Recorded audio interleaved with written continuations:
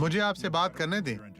जब खुदा कलाम की आपकी समझ को खोलता है तो ये एक दरवाजा है जिसे उसने आसमान की बादशाही में खोल दिया है।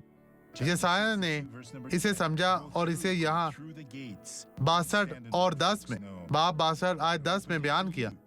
गुजर जाओ, फाटकों में से गुजर जाओ, लोगों के लिए राह दुरुस्त करो और शाहराह ऊंची और बुलंद करो, पत्थर चुनकर साफ कर दो, लोगों के लिए झंडा खड़ा करो। ये देखने के बारे में नहीं है, नहीं, खुदा ने मुझे खोल दिया, मैं वहां जा रहा हूँ। लोगों के लिए रास्ता तैयार करो। आपने क्या पास किया? आप कहाँ से गुजरे हैं?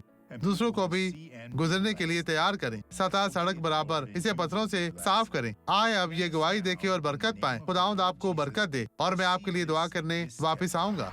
मुझे यहाँ इस टांग में, अपने घुटने में 8वें साल से दर्द था और आज जाने से पहले मैंने कहा कल मैं अपनी बरकत की तलबगार हूँ। और घर से निकलने से पहले मेरी टांग और मेरी एड़ी तक चल नहीं पा रही थी।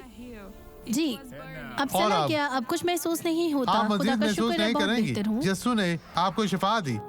आए अब दुआ करें। बाप, मैं इन तमाम लोगों के लिए दुआ गो हूँ जो तेरी मदद के मोहताज है। मेरा ईमान इन लोगों के ईमान के साथ जुड़ा हुआ है।